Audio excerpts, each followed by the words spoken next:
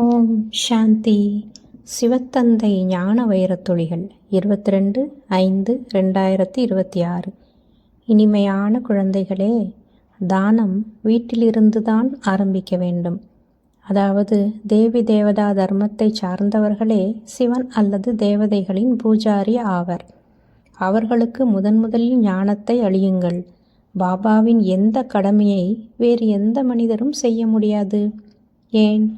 முழு உலகத்தில் அமைதியை உருவாக்கக்கூடிய கடமை ஒரு தந்தையினுடையதாகும்.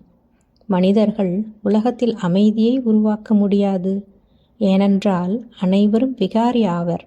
பாபா மற்றும் பாபாவை தெரிந்து கொள்ளும்போது, தூய்மையாகும் போதுதான் அமைதியின் ஸ்தாபனை ஏற்படும். பாபாவை தெரிந்து கொள்ளாத காரணத்தால் ஏழைகளாகிவிட்டனர்.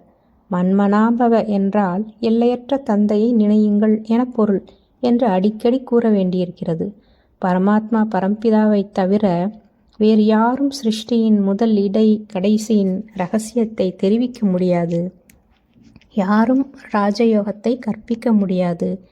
அழுக்கானவர்களை தூய்மையாக மாற்ற முடியாது. அனைவருக்கும் சத்கதியை வழங்கும் வள்ளல் பாபா ஒருவரே எனும்போது, அவர் ஞானக்கடலாக இருக்கக்கூடிய காரணத்தால் அனைவருக்கும் ஆசிரியராகவும் இருக்கிறார். ஞானக்கடல் உணர்வுள்ள விதை ரூபம்.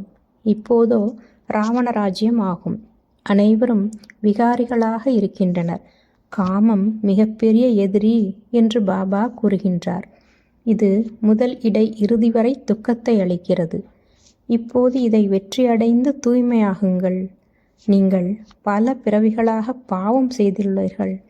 அனைவரையும் விட மிக தாழ்ந்தவராகி விட்டீர்கள். ஆத்மாவில் துரு படிந்து விட்டது. இந்த ருத்ரஞான வேள்வியிலிருந்து அழிவின் ஜுவாலைகள் பிரகாசமாக எரியும். தற்போது விநாச காலமாக இருக்கிறது. மரணம் எதிரிலேயே இருக்கிறது. ஒரு தந்தையை நினைக்க வேண்டும். பாபாவை நினைக்காமல் தூய்மையாகாமல் உயர்ந்த பதவி பெற முடியாது. அப்பவித்திரமான உலகம் அழியும் போதுதான் உலகத்தில் அமைதி உண்டாகும். இது ஏதோ சத்சங்கம் கிடையாது. இது ஞான மார்க்கமாகும். ஒவ்வொரு ஆண் மற்றும் பெண்ணிற்குள் 5 விகாரங்கள் உள்ளன. சத்தியுகத்தில் விகாரங்கள் இல்லை. நிர்விகாரியாக இருந்தனர். ஆத்மா அழுக்காகிறது. நான் கல்பகல்பமாக வந்து பாரதத்தை சொர்க்கமாக மாற்றுகிறேன் என பாபா கூறுகின்றார். பாபா நம்மை சொர்க்கவாசியாக மாற்றுகின்றார் என உங்களுக்கு குஷி இருக்கிறது. போன கல்பத்தில் யார் சொர்க்கவாசியாக மாறினார்களோ அவர்களே இப்போதும் மாறுவார்கள்.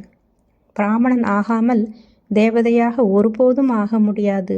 இதை புரிந்து கொள்ள வேண்டிய விஷயமாகும். யோகத்தில் மாயை தடைகளை ஏற்படுத்துகிறது. உழைப்பு முழுவதும் யோகத்திற்காகத்தான்.